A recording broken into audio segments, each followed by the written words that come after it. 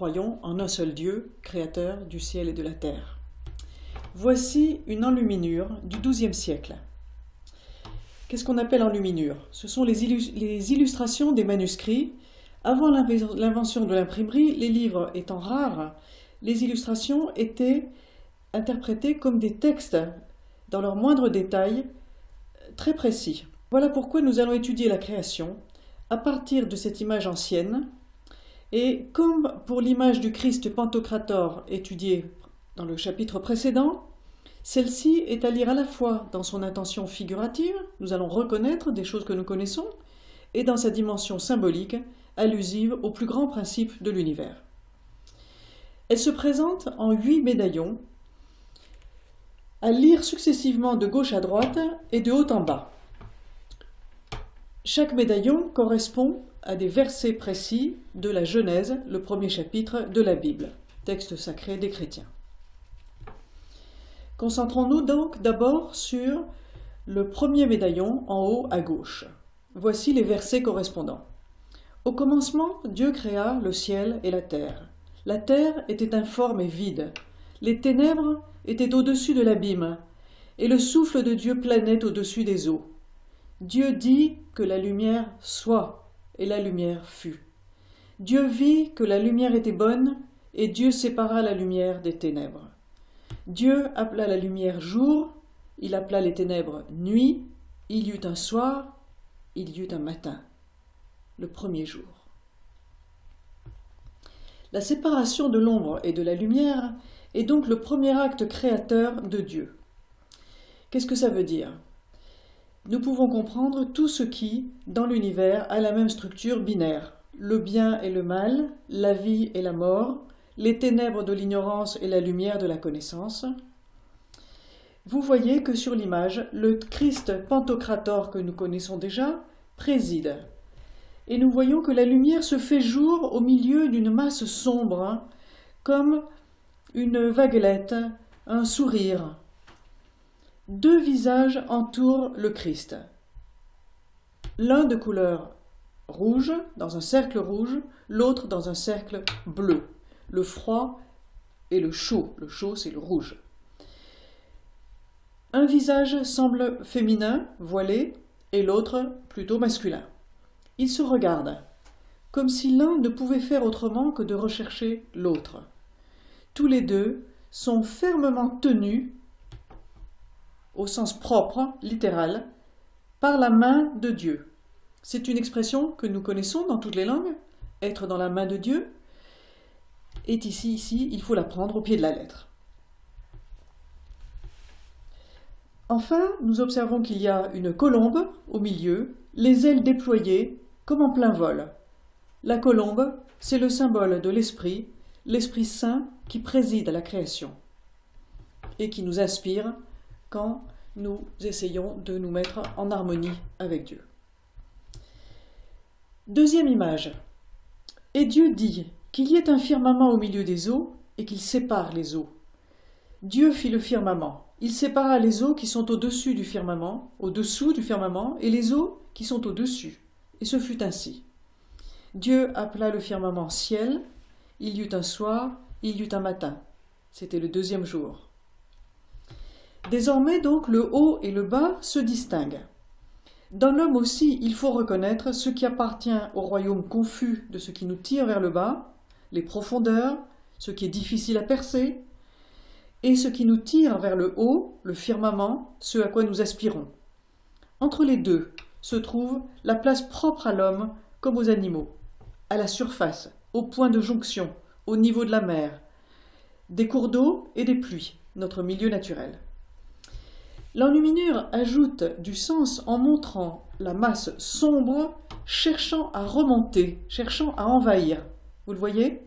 Et la frontière, c'est cet arc-en-ciel qui est dessiné comme pour contenir la masse sombre du bas. L'arc-en-ciel se décompose en 7 couleurs immuables et désigne le point de jonction entre les 2 niveaux. Comme dans l'image précédente, les mains de Dieu sont présentes, elles font tenir l'arc, elles semblent retenir l'arc, le fixer à sa place et dans sa portée d'arc. Dans la nature, l'arc-en-ciel est effectivement fugace et fragile. Il a besoin d'être tenu pour durer.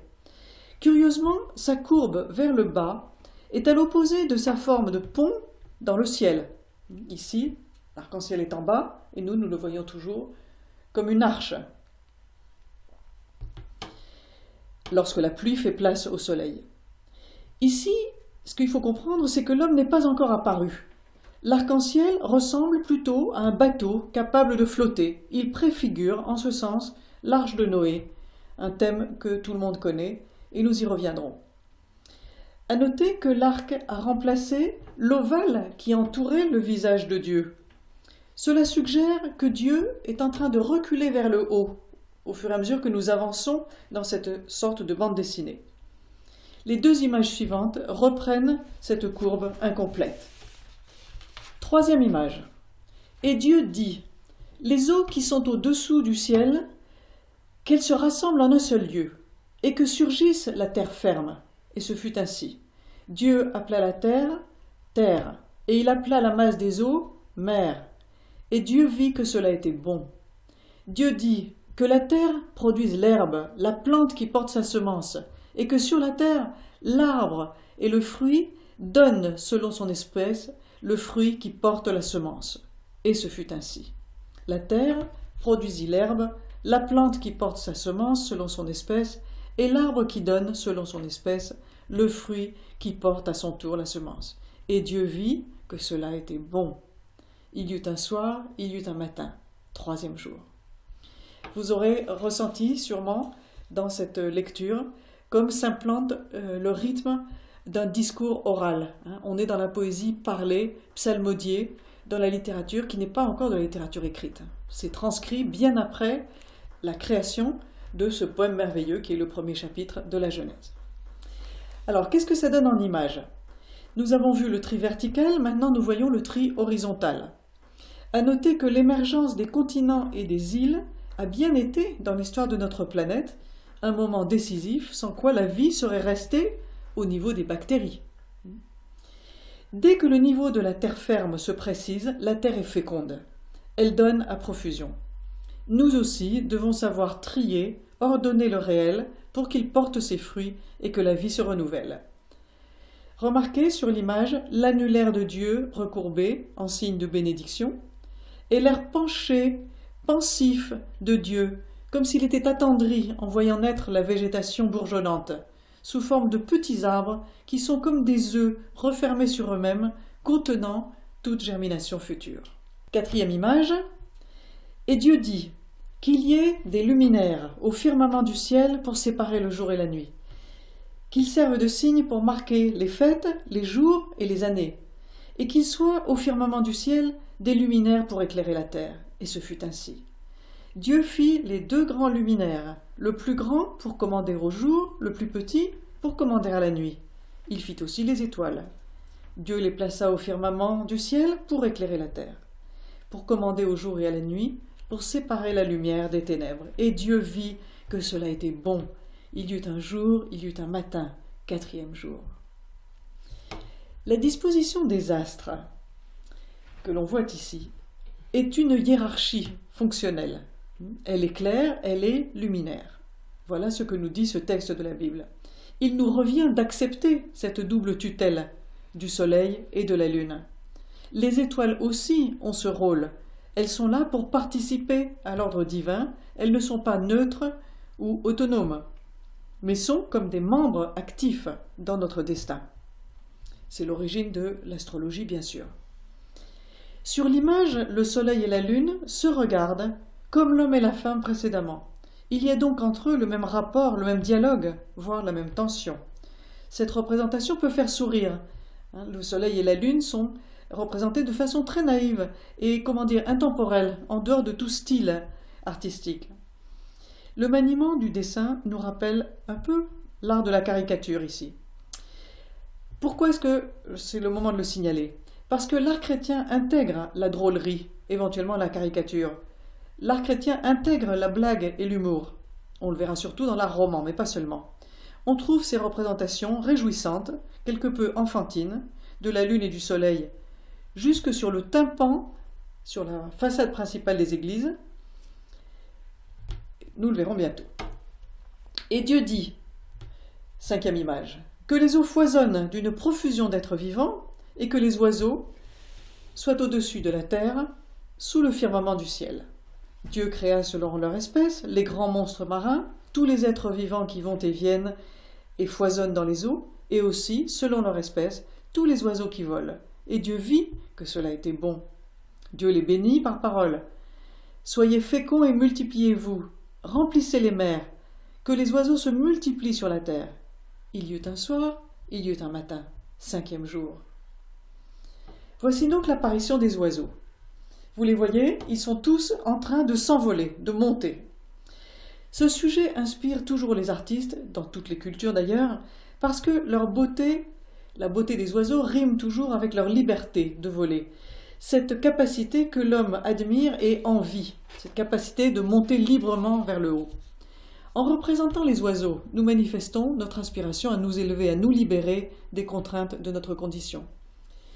Dans la mer, des poissons, une tortue et une sirène. Tant qu'à représenter un monstre marin, on voit que l'artiste malicieux a choisi le monstre le plus gracieux, disons l'être improbable le plus gracieux, celui de la mythologie grecque. À noter que le Lamentin, qui a inspiré donc la création des sirènes dans les différentes mythologies, le Lamentin est un vrai poisson qui existe, mammifère, et qui peut parfois ressembler à un être humain, d'autant plus qu'il a un chant assez troublant, assez humain. L'image valide donc ici à la fois l'idée que les monstres, les êtres invraisemblables, existent, ne sont pas des chimères virtuelles, mais qu'il nous appartient de les domestiquer, d'en faire des objets de regard aimable, de nous emparer de ces monstres et il nous appartient d'en faire des créatures de rêve, des créatures bienfaisantes éventuellement. Ces 8 vignettes nous donnent l'idée de la bienveillance de Dieu. C'est un artiste qui avait un tempérament aimable, qui a dessiné ces images. Il veut suggérer la bienveillance de Dieu, que suggère le texte, les versets, se terminant toujours par l'idée que Dieu vit que cela était bon, ce qui est d'une gentillesse extraordinaire. Nous en sommes donc à la 6e image, l'apparition des animaux terrestres. Ici aussi un sujet de prédilection de la peinture chrétienne, un sujet inépuisable. La figuration, la recherche de la ressemblance et la recherche des propriétés typiques de chaque espèce sont, pour les chrétiens, des activités légitimes. L'imitation de la nature, qu'on appelle aussi le réalisme, au sens le plus large, part d'une attitude d'émerveillement devant la richesse infinie et la perfection de la création. À partir de là, on perçoit que l'activité artistique est essentiellement louange, est un hymne visuel aux choses que l'on aime, que l'on adore, et c'est pour ça qu'on a envie de les représenter et qu'on réussit à en fabriquer, à en faire de la beauté, cette fois-ci humaine.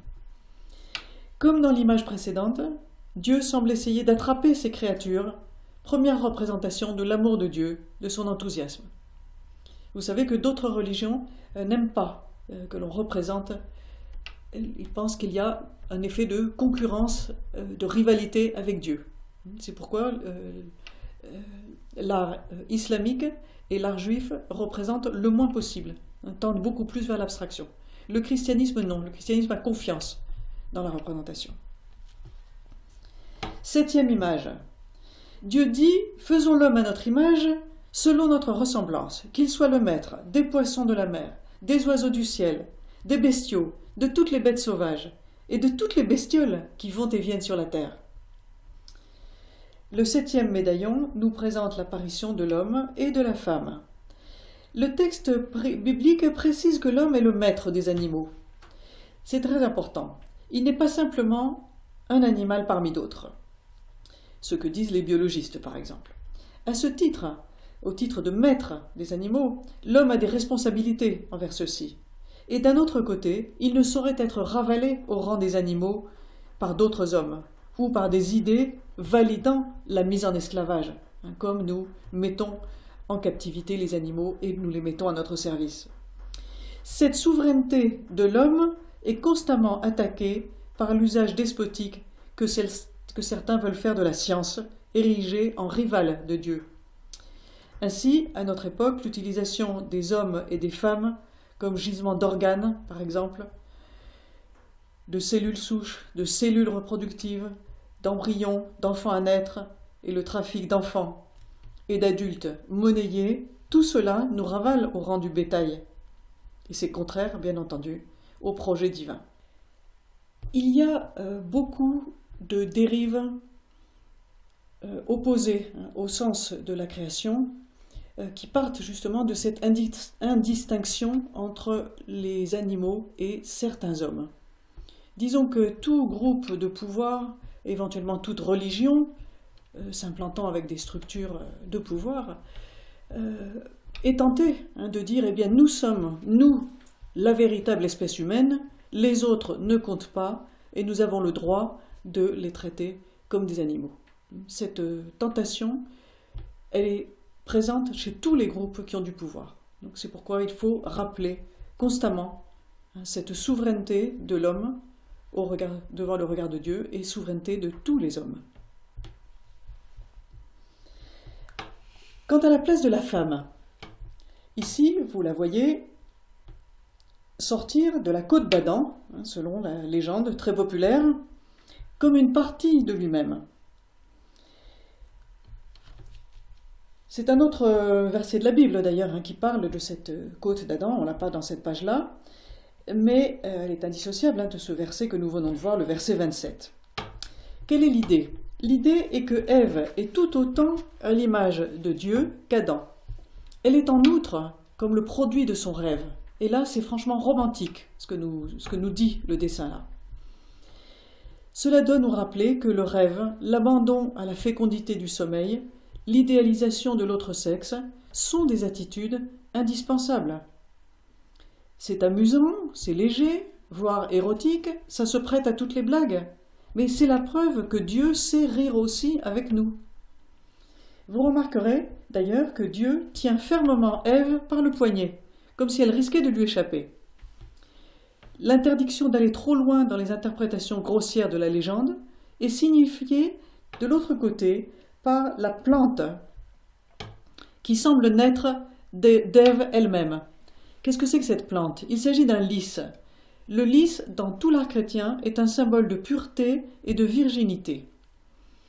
La nudité, enfin, est une image complémentaire pour suggérer la pureté et la liberté intérieure.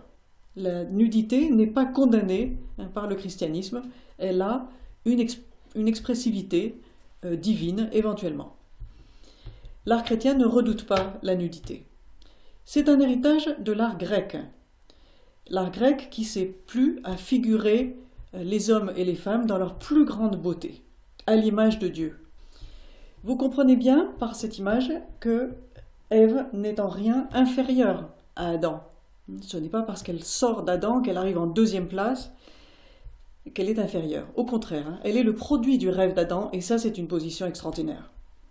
Et il ne faudrait pas que les femmes déçoivent les hommes. On en est encore à la 7e image. Dieu a béni l'homme et la femme et leur dit « Soyez féconds et multipliez-vous, remplissez la terre et soumettez-la. Soyez les maîtres des poissons de la mer et des oiseaux du ciel et de tous les animaux qui vont et viennent sur la terre. » Dieu dit encore « Je vous donne toute plante qui porte sa semence sur toute la surface de la terre et tout arbre dont le fruit porte sa semence. Telle sera votre nourriture. À tous les animaux de la terre, à tous les oiseaux du ciel, à tout ce qui va et vient sur la terre et qui a souffle de vie, je donne comme nourriture toute herbe verte. » Et ce fut ainsi. Et Dieu vit tout ce qu'il avait fait. Et voici, cela était très bon. Il y eut un soir, il y eut un matin, 6e jour.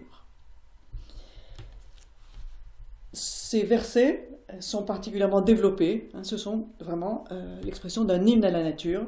Et notre image cherche aussi à donner cette idée de foisonnement avec les arbres qui ont l'air de sortir du dos des personnages. Le 7e jour de la création, le jour du repos du Seigneur qui va donner lieu à notre dimanche. il n'est pas représenté. Nous passons tout de suite maintenant à la 8e vignette qui représente Adam et Ève, le premier couple, jadis heureux au paradis terrestre, appelé aussi jardin d'Éden. Mais ils sont déjà entrés dans un nouveau cycle, le cycle de la faute. Ils ne peuvent plus se montrer complètement nus parce qu'ils ont honte. Ils savent qu'ils ne sont plus à la hauteur de la perfection naturelle. Ils ont perdu l'innocence, qui veut dire, le mot innocence veut dire ne pas être nuisible. Voilà pourquoi nous avons besoin du retour de Dieu pour nous sauver, pour ne pas être nuisible. Nous y reviendrons. Pour le moment, reconnaissons, comme on dit dans les prières, que nous sommes pécheurs, prière que l'on dit au début de la messe. Je confesse à Dieu que j'ai beaucoup péché en pensée, en parole, et par omission, et en acte. Ce qui veut dire, j'avoue mes manquements constants, volontaires ou involontaires, malheureusement. Voilà pour le commentaire de ces 8 images. Vous voyez que le fond est doré, les enluminures sont extrêmement luxueuses, elles sont vraiment de toute beauté. Les couleurs depuis le XIIe siècle n'ont pas vieilli, elles sont parfaites, elles sont lumineuses. Nous pouvons maintenant, en conclusion, répondre à la première question du catéchisme traditionnel. Quel est le dessein de Dieu sur l'homme? Infiniment parfait et bienheureux en lui-même, Dieu, dans un dessein de pure bonté, a librement créé l'homme pour le rendre participant de sa vie bienheureuse.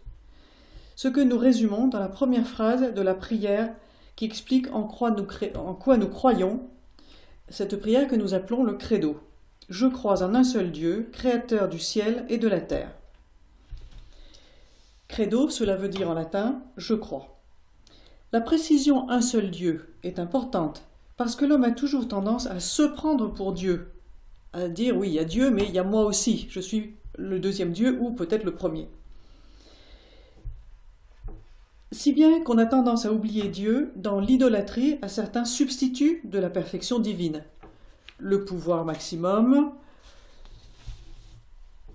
le maximum de possession, le maximum de plaisir, etc.